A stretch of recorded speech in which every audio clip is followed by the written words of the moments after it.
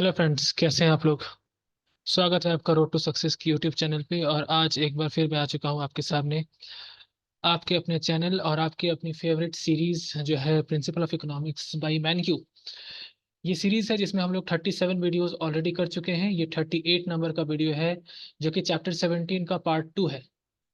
Chapter 17 part 1 में already upload कर चुका हूँ। ऑलिगोपॉली के बारे बारे में है वो। मार्केट स्ट्रक्चर ऑलमोस्ट हम कंप्लीट कर चुके हैं। हमने परफेक्ट कंपटीशन पढ़ा है, हमने मोनोपोली पढ़ा, मोनोपोलिस्टिक कंपटीशन पढ़ा, और अभी ओलिगोपॉली पढ़ रहे हैं। ओलिगोपॉली एक ऐसा मार्केट है जहाँ पे फ्यू सेलर्स होते हैं। स्पेशली अगर मैं ओलिगोपॉली के एक पर्टिकुलर फर्म की बात करूँ तो वो डुओपॉली होता है जिसमें सिर्फ दो सेलर्स होते हैं। और इसमें अलग अलग मॉडल्स होते हैं जैसे कि Stackelberg model, Bertrand model, Cournot model. आने वाले वक्त में वो सारे मॉडल्स में कराऊंगा जब मैं टॉपिक डिस्कशन करूंगा। पर अभी के लिए ओलिगोपॉली पे हमें ध्यान देना है। पार्ट 1 अगर आपने नहीं देखा है तो पहले जाके पार्ट 1 देखें, क्योंकि वहां पे मैंने ओलिगोपॉली के बारे में बेसिक डिस्क्रिप्शन दे दिया है। इससे आपको एक बेसिक आइडिया लग जाता है कि ओलिगोपॉली क्या है। और मैंने पिछली वीडियो में ये भी बताया कि ओलिगोपॉली को हम लोग बहुत अच्छे से गेम थ्योरी के अप्रोच में समझ सकते हैं।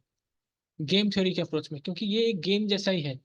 मैंने चेस के गेम का एग्जांपल दिया था। जैसे शतरंज में क्या होता है कि एक प्लेयर अपनी स्ट्रैटेजी लेने से पहले सामने प्लेयर की अपकमिंग स्ट्रैटेजी के बारे में सोचता है। उसी तरह से मार्केट में जब दो फर्म्स होते हैं, दो प्रोड्यूसर्स होते हैं, तो हर प्रोड्यूसर सामने वाले की स्ट्रैटेजी के बारे में सोचता है। For example Jio and Airtel. Jio क्या स्ट्रेटजी लेगा इसके बारे में एयरटेल सोचता है, और एयरटेल क्या स्ट्रेटजी लेगा इसके बारे में जियो सोचता है।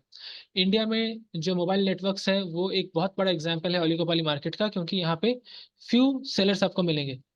तीन चार सेलर्स ही हैं। एक जियो है, जियो इंडिया। एक भारतीय एयरटेल है। एक वीआई है, वोडाफोन आइडिया। और शायद और शायद मेरी नज़र में कोई कंपनी नहीं जो टेलीकॉम सर्विसेज देती है। के अलावा कुछ कंपनीज हैं जैसे कि बीएसएनएल वगैरह, वो गवर्नमेंट कंपनीज है तो उनका प्रॉफिट मेकिंग ऑब्जेक्टिव कभी नहीं रहता है। चलिए, तो गेम थ्योरी के कॉन्सेप्ट्स को एक बार आप रिवाइज कर लीजिएगा। गेम थ्योरी के ऊपर प्रॉपर वीडियो मैं लेके आने वाला हूँ। स्ट्रेटजी क्या होता है, पे ऑफ्स क्या होता है, तो उस वीडियो का इंतजार करिए। थोड़ा वक्त लगेगा पर वो वीडियो भी आपके सामने जल्द से जल्द हाजिर हो जाएगी। अभी हम लोग बात करते हैं कि ये जो क्वेश्चन है, ये क्वेश्चन में आप देख सकते हैं गेम थ्योरी के ऊपर फॉर्मेट से बनाया गया है। और इस क्वेश्चन को मैंने प्रॉब्लम्स एंड एप्लीकेशंस पार्ट से लिया है। 6th एडिशन की किताब है। जो चीज़ मैं हमेशा कहता हूँ, मेरे पास जो किताब है वो 6th एडिशन की है। अगर आपके पास इससे कोई पहले की किताब है या कोई लेटेस्ट किताब है तो उस किताब को अपने सामने रखें और क्वेश्चन को मैच करें। क्योंकि क्वेश्चन सेम रहेगा, हालांकि क्वेश्चन नंबर जो है वो चेंज हो सकता है। जिनके पास किताब नहीं है उनके लिए बाकायदा क्वेश्चन यहाँ पे लिख दिया गया है, स्क्रीन के ऊपर दिख रहा है आपको। आप चाहें तो स्क्रीनशॉट लेके रख सकते हैं इसका। बहरहाल, शुरू करते हैं इसको और पढ़ते हैं क्वेश्चन क्या है। क्वेश्चन कह रहा है, consider trade relations between the United States and the Mexico. Assume that the leaders of the two countries believes the payoffs to alternative trade policies are as follows। तो दो कंट्री है, एक है यूनाइटेड स्टेट्स और एक है Mexico. दोनों country के जो लीडर हैं वो कुछ डिसीजन लेना चाहते हैं। डिसीजन किस चीज के बारे में है कि उन्हें टैरिफ लगाना चाहिए या नहीं लगाना चाहिए। और अगर लगाना चाहिए तो हाई टैरिफ लगाना है या लो टैरिफ लगाना है। ये दो डिसीजन है जो वो लेना चाहते हैं। इसी के बीच उनकी कश्मकश है। अभी टैरिफ का मतलब क्या होता है, जिनको नहीं मालूम मैं बता दूं। टैरिफ एक किस्म का टैक्स होता है जो यूजुअली हम इंपोर्ट्स पे लगाते हैं। हालांकि एक्सपोर्ट टैरिफ का भी कॉन्सेप्ट है पर कोई कंट्री उसको ज़्यादा प्रैक्टिस करती नहीं है। हम इंपोर्ट्स पे जो टैक्स लगाते हैं उसको टैरिफ कहते हैं। इसको लगाने का जो ऑब्जेक्टिव है वो बहुत सारा हो सकता है। एक ऑब्जेक्टिव हो सकता है रेवेन्यू जनरेट करना। एक ऑब्जेक्टिव हो सकता है अपनी डोमेस्टिक इंडस्ट्रीज को प्रोटेक्ट करना। एक ऑब्जेक्टिव हो सकता है कि जो पैसा हम सब्सिडी के तौर पर देते हैं उस पैसे को रिकवर करने का एक फॉर्म है टैरिफ। तो अलग अलग फॉर्म के टैरिफ होते हैं, अलग अलग फॉर्म के टैरिफ को हम अलग अलग नाम देते हैं। जैसे सब्सिडी वाला जो मैंने कहा उसको काउंटर बिलिंग टैरिफ कहते हैं। यानी कि जो पैसा मैंने सब्सिडी के तौर पे लोगों को दिया है वो पैसा अगर मुझे वापस चाहिए एज अ गवर्नमेंट तो मैं टैरिफ से वो पैसा वापस लूंगा। This is called counter billing tariff. Okay. Revenue tariff होता है जो रेवेन्यू जनरेट करने के ऑब्जेक्टिव से लगाया जाता है। ऑलराइट। प्रोटेक्टिव टैरिफ होता है जो डोमेस्टिक इंडस्ट्रीज को प्रोटेक्ट करने के ऑब्जेक्टिव से लगाया जाता है। तो टैरिफ की बहुत सारे फॉर्म्स है depending upon the objective of the tariff, the reason being it was imposed. तो यहाँ पे दो कंट्री है, दो कंट्री के बीच डिसीजन ये लेना है कि वो हाई तारीफ लगाएंगे या लो तारीफ लगाएंगे। और अगर ये हाई तारीफ लगाते हैं या लो तारीफ लगाते हैं तो इनके देखा देखी जो दूसरे वाला कंट्री है वो कौन से तारीफ को लगाएगा, उसके बेसिस पे यहाँ पे कुछ पे ऑफ्स दिए हुए हैं। पे ऑफ्स का मतलब क्या होता है, आउटपुट या रिजल्ट या उनका बेनिफिट। ओके, तो इसको थोड़ा अच्छे से समझ लेते हैं। मेक्सिको के लिए दो ऑप्शन है, लो तारीफ या हाई तारीफ। यूनाइटेड स्टेट्स के लिए भी दो ऑप्शन है, लो तारीफ या हाई तारीफ। अब सोच के देखिए, अगर मेक्सिको लो तारीफ लगाता है और यूनाइटेड स्टेट्स भी लो तारीफ लगाता है, तब इस वाले बॉक्स पे ध्यान देंगे हम, इस वाले बॉक्स पे।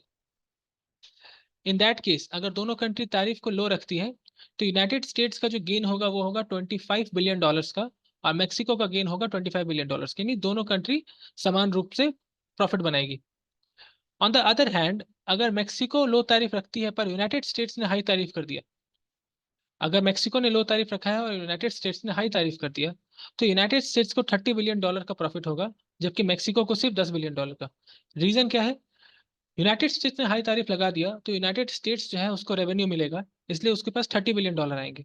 पर मेक्सिको ने लो तारीफ लगा के रखा है, इसलिए मेक्सिको की रेवेन्यू $10 बिलियन ही होगी।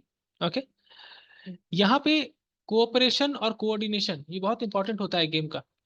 आने वाले समय में जब मैं प्रिजनर्स डिलेमा पढ़ाऊंगा आपको, प्रिजनर्स डिलेमा, उसमें ये कॉन्सेप्ट मैं आपको अच्छे से क्लियर करूंगा कि किसी भी दो प्लेयर के लिए कौन सा डिलेमा होता है। और मैंने पिछली वीडियो में बताया था कि कोई भी गेम थ्योरी में सबसे बड़ा जो रिस्क होता है वो होता है चीटिंग का रिस्क। चीटिंग का रिस्क मतलब कि अगर मैंने आपके साथ एक गेम खेला और कार्टेल किया, और कार्टेल में मैंने आपको बोला कि हम दोनों एक ही डिसीजन पे जाके रुकेंगे, पर मैंने बाद में आपको चीट कर दिया ताकि मेरा फायदा ज्यादा हो सके, आपका फायदा कम हो। इसको कुछ कुछ इस तरह समझ सकते हैं कि मान लीजिए दो इंसान हैं, दोनों इंसान ने मिलकर चोरी की, और दोनों इंसान ने आपस में डिसाइड किया कि अगर हम पकड़े जाएंगे तो हम दोनों इनकार करेंगे कि हमने चोरी करी है। दोनों ने ये पहले से डिसाइड कर रखा है, क्योंकि उनको बेसिक आइडिया है कि अगर वो इनकार करते हैं तो उनको जो सजा है वो कम मिलेगी। मान लीजिए 6-6 महीने की सजा मिलती है और दोनों को छोड़ दिया जाता है। पर उन दो लोगों में से कोई एक इंसान ऐसा है जो डिविएट करता है, यानी कि जो चीटिंग करता है। वो सामने वाले पुलिस को बोलता है कि नहीं, मैंने चोरी नहीं की, सिर्फ इसने चोरी की है, यानी कि वो कबूल नहीं कर रहा है। जब वो कबूल नहीं कर रहा है, इन डैट केस जो सामने वाला बंदा है उसको बड़ी सजा मिल जाएगी, और जो बंदा इनकार कर रहा है उसको बाइज्जत बरी कर दिया जाएगा। ये चीटिंग करने का जो स्कोप है ये हमेशा रहता है किसी भी गेम थ्योरी के प्रॉब्लम में। और इसीलिए कॉन्ट्रैक्ट का रोल यहाँ पे आ जाता है, इसीलिए हम लोग कॉन्ट्रैक्ट थ्योरी भी पढ़ते हैं। अगर हम कॉन्ट्रैक्ट साइन कर ले तो हम चोरी नहीं कर सकते, अगर हम कॉन्ट्रैक्ट साइन कर ले तो हम बाद में अपनी बात से मुकर नहीं सकते। क्योंकि अगर हम अपनी बात से मुकरेंगे तो जो इंस्टीट्यूशन है, जो एक स्टेट का इंस्टीट्यूशन यानी कि कोर्ट ऑफ लॉ आपको सजा देगी। तो जनरली प्लेयर कंपेयर करता है कि अगर वो इनकार करेगा, इनकार करने से उसको जो फायदा है, इनकार करने से उसको जो फायदा है, और इनकार करने के बाद कोर्ट जो उसको सजा देगी, क्योंकि उसने कॉन्ट्रैक्ट में साइन कर रखा था, कोर्ट जो उसको सजा देगी उससे जो उसको नुकसान हो रहा है, इस फायदे और नुकसान के गेम में कौन सा ज्यादा है। अगर वो देखता है कि फायदा तब भी ज्यादा है, तब वो कॉन्ट्रैक्ट को ब्रीच करेगा, कॉन्ट्रैक्ट को ब्रीच करेगा।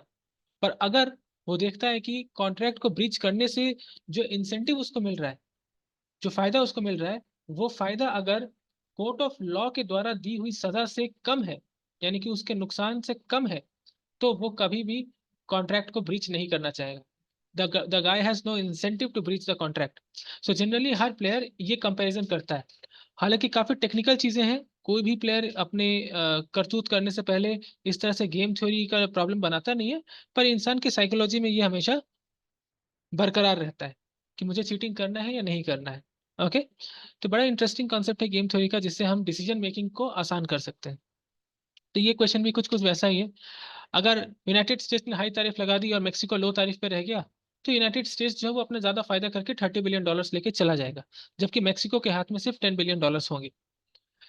अब आते हैं, अगर मेक्सिको हाई तारीफ लगाए और यूनाइटेड स्टेट्स लो तारीफ लगाए, तो अब देख सकते हैं यहाँ पे मेक्सिको को ज्यादा फायदा है $30 बिलियन का, जबकि यूनाइटेड स्टेट्स को सिर्फ $10 बिलियन का फायदा है।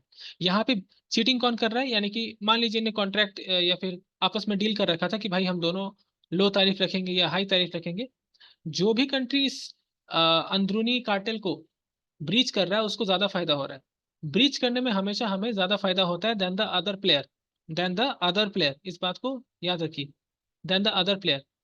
पर अगर ब्रीच करने के बाद कोर्ट ऑफ लॉ आपको सजा देती है, उससे आपको जो नुकसान है, वो नुकसान अगर आपको बहुत ज्यादा है, तो आप ब्रीच नहीं करेंगे कॉन्ट्रैक्ट। तो इसीलिए किसी भी अच्छे डेमोक्रेसी में हम बोलते हैं कि एक अच्छा इंस्टीट्यूशन होना चाहिए जो फ्रीली और इंडिपेंडेंटली काम करे। और वो इंस्टीट्यूशन क्या है? वो इंस्टीट्यूशन पुलिस है, वो इंस्टीट्यूशन कोर्ट ऑफ लॉ है, वो इंस्टीट्यूशन जस्टिस है। ओके। उसके बाद यहाँ हम देख सकते हैं कि अगर मेक्सिको हाई तारीफ इम्पोज करता है और यूनाइटेड स्टेट्स भी हाई तारीफ इम्पोज करता है, तब दोनों का फायदा सेम है, विच इज $20 बिलियन। तो ये मिला जुला के पे ऑफ है। अभी हमसे कुछ क्वेश्चंस पूछे गए। पहला क्वेश्चन पे आते हैं।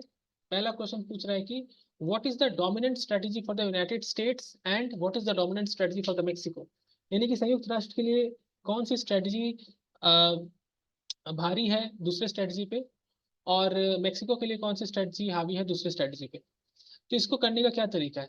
बड़ा ही सिंपल है, कंपेयर करना है हमें। सोच के देखिए, अगर मेक्सिको लो टैरिफ इंपोज करता है,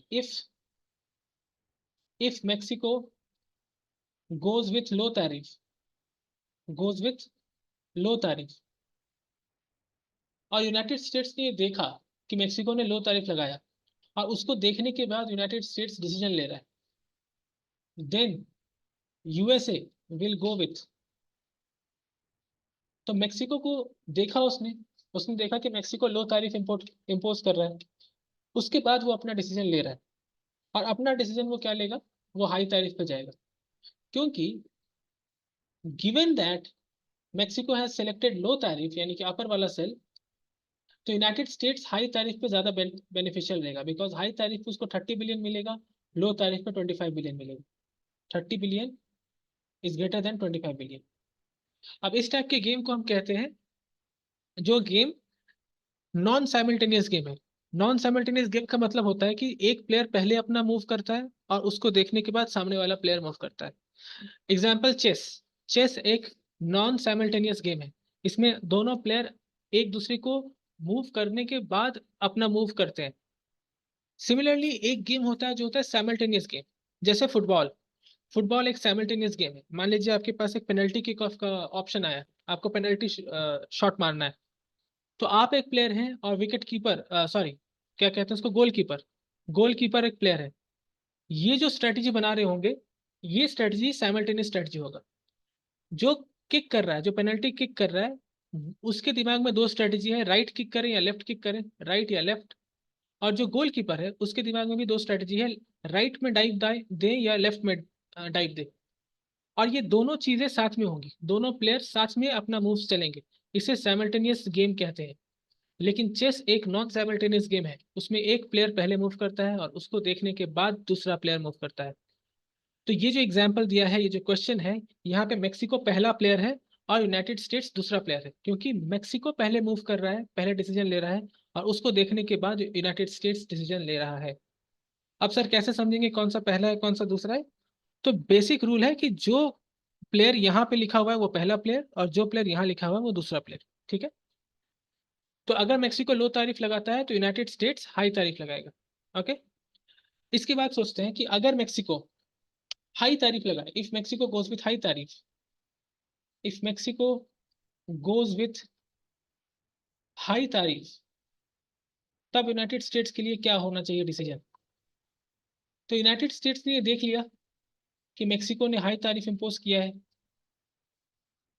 यानी कि ये वाला रो। अब वो यहाँ पे कंपेयर करेगा 10 बिलियन और 20 बिलियन में। तो उसको मालूम पड़ेगा हाई टैरिफ लगाना ज्यादा अच्छी बात है, क्योंकि हाई टैरिफ में उसको ज्यादा फायदा है। 20 billion is greater than 10 billion. यानी कि मेक्सिको चाहे लो तारीफ लगाए चाहे हाई तारीफ लगाए, जो यूनाइटेड स्टेट्स है वो दोनों बार हाई तारीफ ही लगा रहा है, दोनों बार हाई तारीफ ही लगा रहा है। ओके। ये हुआ पॉइंट नंबर 1। अब आते हैं पॉइंट नंबर 2 पे। मैं इसको मिटा के यहाँ पे करता हूँ। तो पहले हमने मेक्सिको के नजरिए से देखा, अब हम इसे यूनाइटेड स्टेट्स के नजरिए से देखेंगे, क्योंकि यूनाइटेड स्टेट्स भी तो प्लेयर है। If United States of America, if USA imposes low tariff, मान लीजिए लो तारीफ लगाता है, गोज विथ लो तारीफ, तो मेक्सिको के पास क्या ऑप्शन रहेगा? तो मेक्सिको कौन से तारीफ में जाएगा? तो अगर ये कॉलम ऑलरेडी सिलेक्टेड है तो मेक्सिको कंपेयर करेगा 25 बिलियन में और 30 बिलियन। 30 बिलियन इज मोर, यानी कि high tariff is more, so Mexico will go with high tariff. Why? Because 30 billion is greater than 25 billion. Now, if United States goes with high tariff, अगर United states high तारीफ लगा रहा है तो Mexico क्या करेगा? हाई तारीफ, अगर ये वाला कॉलम सिलेक्टेड है तो Mexico will compare 10 billion and 20 billion. Again it will go with high तारीफ, बिकॉज हाई तारीफ में मेक्सिको को 20 बिलियन मिल रहा है which is way more greater than 10 billion. यानी यहाँ पे सोचने वाली बात है कि यूनाइटेड स्टेट्स अगर लो तारीफ लगाए या यूनाइटेड स्टेट्स हाई तारीफ लगाए, दोनों ही केसेस में मेक्सिको हाई तारीफ ही लगा रहा है, जैसा यहाँ पे था।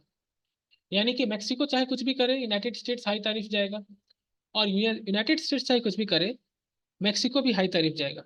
यानी कि हम कह सकते हैं कि जो डोमिनेंट स्ट्रेटजी है, यूनाइटेड स्टेट्स की, डोमिनेंट स्ट्रेटजी कौन सी है? हाई तारीफ की। क्यों? मेक्सिको कुछ भी करे वो हाई तारीफ पे जाता है, तो this is the dominant strategy for United states. याद रखना, डोमिनेंट स्ट्रेटजी यानी कि वो स्ट्रेटजी जो बाकी सभी स्ट्रेटजी पे हावी पड़ रही है। Dominant strategy for United states is high तारीफ। हाई तारीफ से बेहतर यूनाइटेड स्टेट्स के लिए और कुछ नहीं हो सकता है। और same goes with Mexico, dominant strategy for Mexico is also high तारीफ। यानी इन दोनों ही कंट्री के लिए जो डोमिनेंट स्ट्रेटजी है वो हाई तारीफ है।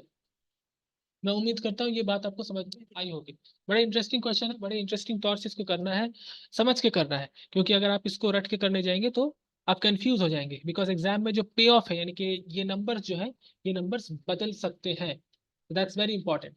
ओके, पे ऑफ्स अगर बदल दिया जाए तो क्वेश्चन पूरा बदल जाएगा। So you can't mug up these things and go into the exam and vomit in the paper sheet. Okay, so you should be very very careful about what you are doing and the understanding which you are getting. All right, अब चलते हैं अगले सवाल की तरफ। अगला सवाल बहुत ही इजी सवाल है। Define Nash equilibrium. What is the Nash equilibrium for trade policy? तो देखिए, नैश इक्विलिब्रियम जो है वो एक स्टेबल इक्विलिब्रियम है। वो एक ऐसा इक्विलिब्रियम है जहां पे किसी भी प्लेयर के पास कोई इंसेंटिव नहीं रहता है डिविएट करने के लिए। यानी कि एक ऐसा सिचुएशन, वहां पे अगर आप दोनों प्लेयर को फेंक दो तो दोनों प्लेयर वहीं रहना चाहेंगे, वहां से वो निकलना नहीं चाहेंगे, क्योंकि अगर वो वहां से निकलेंगे तो उनका फायदा कम जाएगा और नुकसान बढ़ जाएगा। ऐसे इक्विलिब्रियम को हम नैश इक्विलिब्रियम कहते हैं। ये एक बहुत ही फेमस मैथमेटिशियन जॉन नैश के बारे में है। मतलब जॉन नैश ने दिया था ये। इनको इकोनॉमिक्स के लिए नोबेल प्राइज मिला था, हालांकि इकोनॉमिस्ट थे नहीं, ही वॉज अ मैथमेटिशियन। इनके बारे में एक अच्छी सी मूवी है, आप चाहे तो देख सकते हैं। शानदार मूवी है, अमेजन प्राइम पे, द ब्यूटीफुल माइंड। मूवी का नाम है द ब्यूटीफुल माइंड। आप प्लीज इसे जरूर चेकआउट करें। All right, what is the Nash equilibrium for trade policy? यानी कि इस ट्रेड पॉलिसी के लिए नैश इक्विलिब्रियम कौन सी है? जाहिर सी बात है, हाई तारीफ और हाई तारीफ नैश इक्विलिब्रियम है, क्योंकि ये दोनों इनकी डोमिनेंट स्ट्रेटजी है और ये दोनों यहां से हिलना नहीं चाहते। So high tariff is the Nash equilibrium. मैं यहां लिख दूं, Nash equilibrium is high tariff for United States and high tariff for Mexico. This is the dominant strategy और द नैश इक्विलिब्रियम। ओके, बढ़ते हैं अगले सवाल की तरफ। और उससे पहले मैं आपको बता दूं कि इस वीडियो को देखते हुए अगर आपको कभी भी किसी भी वक्त ऐसा लगे कि वीडियो आपके लिए अच्छा है, नॉलेजेबल है, आपकी नॉलेज में वर्थ ऐड कर रहा है, या किसी भी तरह से आपको फायदा पहुंचा रहा है, तो इस वीडियो को प्लीज लाइक जरूर करें। अपने डाउट्स को कमेंट में सेक्शन में बताएं कि क्या डाउट है। कोई क्वेश्चन हो तो जरूर पूछें, मैं हर एक कमेंट का रिप्लाई देता हूँ। और अगर कोई डाउट नहीं है तो फीडबैक जरूर दें कि आपको वीडियो कैसा लगा, because this is something which we need from you people. क्योंकि ये जो कंटेंट है, ये कंटेंट क्वालिटी कंटेंट है, ये आप भी जानते हैं, यूट्यूब पे है नहीं। ये कंटेंट आपको बिल्कुल निस्वार्थ भाव से प्रोवाइड किया जा रहा है। बीच में कुछ दिन के लिए रुक गया था, लेकिन वापस मैं आ गया हूँ, ताकि आपको ये एक प्रॉपर फ्लो में मिलता रहे। मंडे टू फ्राइडे रोज एक वीडियो आता है। तो मैं बदले में आपसे बस इतना चाहता हूँ कि आप लाइक और कमेंट करो, क्योंकि यूट्यूब की जो एल्गोरिदम है वो इसी फंडे पे काम करती है। जितने ज़्यादा एंगेजमेंट्स, उतना ज़्यादा फीड पे अवेलेबल होगा ये वीडियो। और इस वीडियो को बनाने का ऑब्जेक्टिव ये है कि ये स्टूडेंट्स तक पहुंच सके। अगर ये स्टूडेंट्स तक नहीं पहुंचेगा तो इस वीडियो को बनाने का कोई फायदा नहीं। अल्टीमेटली स्टूडेंट का जो वेलबींग है वो होना चाहिए, जो स्टूडेंट सेल्फ स्टडी कर रहे हैं उनके लिए ये होना चाहिए। ओके, और बाकी आप अपने दोस्तों के साथ शेयर करें, क्योंकि अगर आप शेयर करोगे तो आप अपने दोस्तों को इस इंपॉर्टेंट डिस्कशन का हिस्सा बनाओगे। उनके लिए भी कुछ इंपॉर्टेंट टॉपिक्स हैं जो अवेलेबल करा पाओगे आप। एज अ दोस्त आपकी ये जिम्मेदारी बनती है कि आप अपने दोस्त की हेल्प करें। आप ऐसे दोस्त ना बने जो स्वार्थी होते हैं या फिर अपने काम से काम रखते हैं। आपको कंटेंट मिल गया, आपने अपने पास रखा, आपने अपने दोस्त को नहीं दिया। So this is something not good, and I do not advocate these kind of behaviors. So I would suggest you to please share it with your friends so that they can also learn this thing. Now let's move to the next question. Next question क्या कहता है कि in 1993 the United States Congress ratified the NAFTA. अच्छा, मैं एक सवाल पूछ लूँ। आज का जो क्वेश्चन है जो आपको कमेंट में बताना है, यहाँ लिखा है यूनाइटेड स्टेट्स कांग्रेस। मैंने आपको तीन चार से भी ज्यादा वीडियो पहले मैंने आपको बताया था कि यूनाइटेड स्टेट्स कांग्रेस क्या होता है। क्या ये कोई पार्टी है या ये कुछ और है? ये आपको मुझे कमेंट में बताना है कि what is the meaning of United states Congress. Congress का मतलब क्या होता है? इंडिया में तो हम कांग्रेस को एक पार्टी से समझते हैं, पर यूनाइटेड स्टेट्स में कांग्रेस क्या होता है ये आपको कमेंट में बताना है। ये आज का सवाल आपके लिए। आगे बढ़ते हैं। इन 1993 the United states Congress ratified NAFTA. अब ये नाफ्टा क्या होता है इसमें मैं आऊंगा। In which the United States and Mexico agreed to reduce trade barriers simultaneously। यानी कि नाफ्टा में यूनाइटेड स्टेट्स ने और मेक्सिको ने ये आपस में डिसाइड किया कि वो ट्रेड बैरियर्स को रेस्ट्रिक्ट करेंगे। यानी कि जो ये कंट्रीज है यूनाइटेड स्टेट्स और नाफ्टा, इनके बीच कोई भी किस्म का ट्रेड बैरियर नहीं होगा। यानी कि ना तारीफ होगा, ना कोटा होगा, ना किसी भी तरह के वीआरस होंगे, कुछ भी नहीं होगा। तो ये चीज डिसाइड किया गया था 1993 में यूनाइटेड स्टेट्स और मेक्सिको के द्वारा। अब क्वेश्चन में आगे क्या कहा जा रहा है कि do the perceive payoff shown here justify this approach to trade policy. यानी कि ये जो पे ऑफ यहाँ पे दिखाया जा रहा है, क्या ये पे ऑफ इस पॉलिसी के साथ अलाइन करते हैं या नहीं करते हैं? ओके, बात करते हैं नाफ्टा की। नाफ्टा क्या है? NAFTA is north American foreign trade agreement. North American foreign trade agreement, ये एक ये एक कह सकते हैं ट्रेड बॉडी है। यानी कि जैसे कि हम लोगों ने डेवलपमेंट इकोनॉमिक्स या इंटरनेशनल इकोनॉमिक्स में पढ़ा है कि अलग अलग ट्रेड यूनियंस होते हैं, ट्रेड बॉडीज होती हैं। जैसे कि जो कंट्री अपने आसपास वाले, मतलब जो कंट्री आसपास रहती है ना, वो कंट्री आपस में मिलके एक यूनियन बना लेती है, एक फ्री ट्रेड जोन बना लेती है, फ्री ट्रेड एरिया बना लेती है, ताकि उन कंट्री के बीच में ट्रेड बहुत इजीली हो जाए, किसी भी तरह का रेस्ट्रिक्शन ना हो। आप इसको सार्क से समझ सकते हैं। सार्क के बारे में आपने पढ़ा होगा। सार्क क्या है? सार्क जो है वो एशियन कंट्रीज का एक समूह है, जिसमें एशिया के कुछ कंट्रीज आते हैं। अ, अ, इसमें इंडिया है, इसमें पाकिस्तान है, इसमें आपका मतलब इसका फुल फॉर्म है south Asian association for regional corporation. जो कंट्रीज इसमें है, ये है अफगानिस्तान इसमें आ जाती है, बांग्लादेश आ जाता है, भूटान आ जाता है, इंडिया है, मालदीव्स है, नेपाल है, पाकिस्तान भी है, श्रीलंका भी है। हेडक्वार्टर इसका काठमांडू में है। काठमांडू जो कि नेपाल में है, इसका हेडक्वार्टर है। अक्सर लोग इसको गलत लिख के आते हैं। एग्जाम में क्वेश्चन आता है, ऑप्शन में दिल्ली लिखा रहता है, वो दिल्ली पे मार्क कर देते हैं, पर इसका हेडक्वार्टर काठमांडू नेपाल में है। दिसंबर 1985 में इसका गठन हुआ था। उसी तरह से नाफ्टा है, जो कि यूनाइटेड स्टेट्स, मैक्सिको और कनाडा, इनके बीच का एक फ्री ट्रेड एरिया है। यानी कि इनके बीच में अगर ट्रेड होगा तो किसी भी तरह की तारीफ जो है वहां पे नहीं लगेगी। नाफ्टा 1994 में आया था और इसको रेटिफाई किया गया था 1993 में। रेटिफाई मतलब एक कंसेंट देना, एक सिग्नेचर करना कि हाँ हम नाफ्ता को मानते हैं। ये तीनों कंट्री ने रेटिफाई किया था उसको 1993 में, और 1994 से ये शुरू हो गया था। ओके, नाफ्टा को 2020 में मॉडिफाई करके यूएससीएमए बना दिया गया था। यूएससीएमए क्या है? United states Canada Mexico association. Okay, तो ये बेसिक चीजें जो आपको पता होनी चाहिए। इंटरनेशनल ट्रेड का हिस्सा है, डेवलपमेंट का भी हिस्सा है। एग्जाम में, कॉम्पिटिटिव एग्जाम में बहुत क्वेश्चंस आते हैं यहाँ से।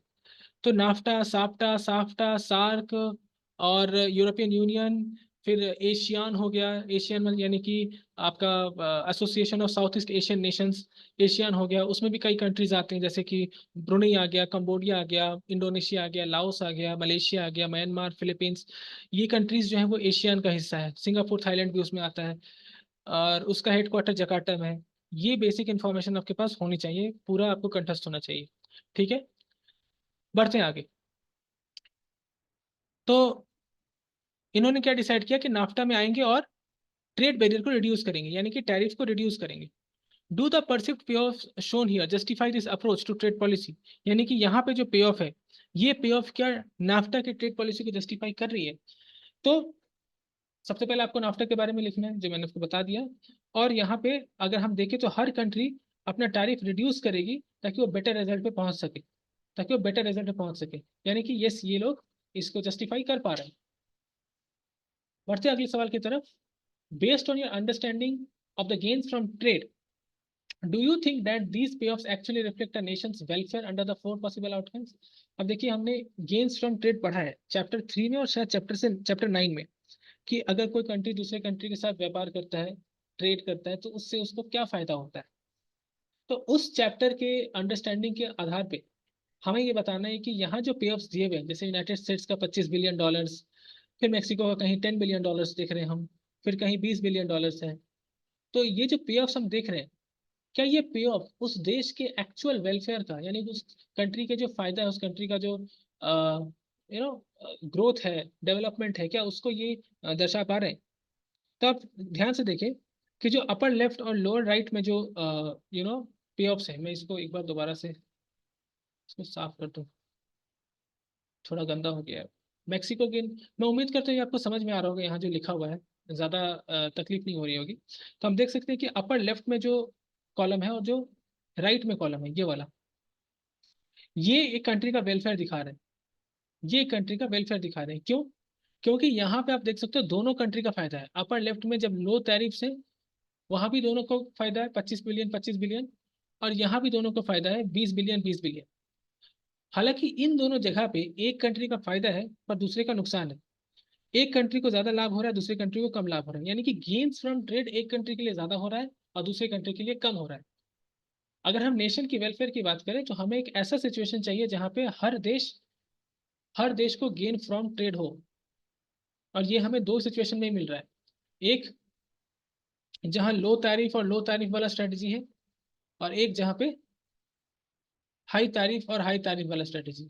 ये दोनों ही गेन्स फ्रॉम ट्रेड को बरकरार रख रहे हैं। बाकी जो दो स्ट्रेटेजी हैं वो gains from trade for both the countries and the Nations welfare, देश की जो भलाई है, नेशंस वेलफेयर, उसका ध्यान नहीं रख रहे हैं। ओके, तो इस आंसर को आपको अच्छे से फ्रेम करके लिखना है। ऑलराइट, तो ये था चौथा क्वेश्चन।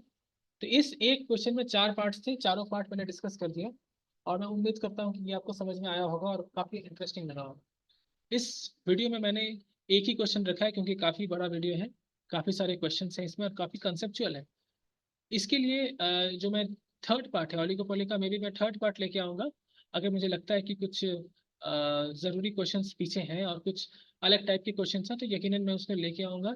और अगर नहीं मुझे लगा तो मैं डायरेक्टली चैप्टर 18 में चला जाऊँगा। चैप्टर 18 जो है वो शायद से, चैप्टर 18 इज, हाँ, फैक्टर ऑफ प्रोडक्शन का मार्केट है, यानी कि हम लेबर मार्केट और कैपिटल मार्केट में चले जाएंगे। ऑलराइट, सो वेट करते हैं अगले वीडियो तक के लिए। देखते हैं ओलिगोपोली का पार्ट 3 आ रहा है, चैप्टर 18 आ रहा है। तब तक के लिए आप लोग इसको रिवाइज करिए ओलिगोपोली को, और अगले वीडियो का इंतजार करिए। साथ ही साथ पास्ट ईयर क्वेश्चन पेपर्स भी मैं सॉल्व कर रहा हूँ। आपके लिए एक अलग से प्लेलिस्ट है पास्ट ईयर क्वेश्चन पेपर्स का। फाइनेंशियल इकोनॉमिक्स के क्वेश्चन वहाँ सॉल्व किए हुए हैं, इंटरनेशनल इकोनॉमिक्स के क्वेश्चन सॉल्व किए हुए हैं, और भी कुछ क्वेश्चन वहाँ पे मैं सॉल्व करके डालने वाला हूँ। तो उसको भी चेकआउट करिए अपने एग्जाम से पहले, क्योंकि फिफ्थ सेमेस्टर का exam is right at the doors. तो it's very important for the fifth semester students, please have a look into those questions, this will really help you in the exam. इसके अलावा Facebook पे मैंने डाला था कुछ revision strategies, कि आप फाइनेंशियल इकोनॉमिक्स और इंटरनेशनल इकोनॉमिक्स को कैसे रिवाइज करोगे, टॉपिक वाइज कैसे इसको डिवाइड करोगे, और कितना टाइम किसको दोगे। तो एक बार उसको देख लीजिए, उसमें भी आपको कुछ मदद मिल सकती है। ऑलराइट, मिलते हैं अगले वीडियो में, तब तक के लिए thank you students, keep watching RTS and keep learning. Thank you very much.